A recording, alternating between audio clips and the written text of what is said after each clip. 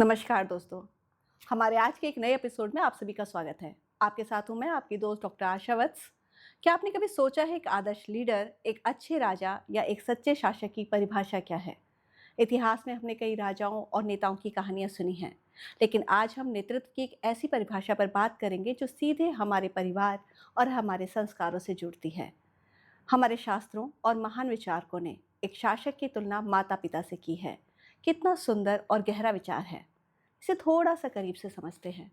पिता जैसे अपनी संतान को गुणवान बनाने में कुशल होता है, माता जैसे अपनी संतान के सारे अपराधों को भुलाकर उनका संपोषण करती है, ठीक उसी तरह एक शासक को अपनी प्रजा को गुणोपार्जन कराने में प्रवीण होना चाहिए और क्षमाशील भी होना चाहिए।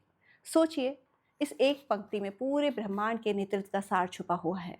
इसमें दो बहुत बड़ी बात कही गई हैं। पहली, पिता का अनुशासन। एक पिता का सपना क्या होता है? यही ना, कि उसकी संतान जीवन में गुणवान बने, सही रास्ते पर चले। इसके लिए पिता कभी कठोर बनता है, कभी राह दिखाता है, तो कभी हुनर सिखाता है। ठीक उसी तरह एक सच्चे शासक या लीडर का पहला कर्तव्य यह नहीं कि वो सिर्फ हुकूमत करे। उसका कर्तव्य यह है कि उसकी प्रजा को, अपने लोगों को योग्य बनाए, उन्हें शिक्षित करे और कुशल बनाए, ताकि वो खुद आगे बढ़ सके। दूसरी, माँ की क्षमा और ममता। लेकिन केवल अनुशासन से काम नहीं चलता। जहाँ अनुशासन है, वहाँ गलतियाँ भी होंगी। और जब प्रजा से, अपनों से कोई भूल हो जाए, तब लीडर को एक माँ की भूमिका में आना चाहिए। एक माँ जो बच्चे के 100 अपराधों को भुलाकर उसे गले से लगा लेती है, उसका पालन पोषण करती है। एक सच्चे शासक में वही क्षमाशीलता होनी चाहिए जो बदले की भावना से ऊपर उठकर समाज को सुधारने का मौका दे। दोस्तों, ये बात सिर्फ राजा महाराजाओं के दौर की नहीं है। यदि आज हम किसी भी कंपनी के बॉस हैं, अपने परिवार के मुखिया हैं या किसी भी टीम को लीड कर रहे हैं, तो खुद से एक सवाल पूछिए, क्या आपके पास वो पिता जैसी कुशलता है जो दूसरों को बेहतर इंसान बना सके?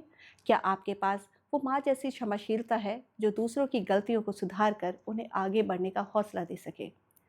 जिस दिन एक लीडर में पिता का मार्गदर्शन और माँ की ममता एक साथ मिल जाती है, वो शासक शासक नहीं रहता, वो लोगों के दिलों पर राज करता है।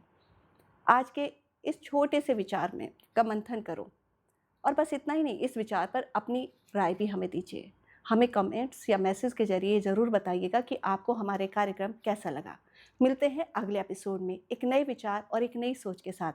तब तक के लिए सीखते रहिए, क्षमा करते रहिए, मुस्कुराते रहिए। नमस्कार।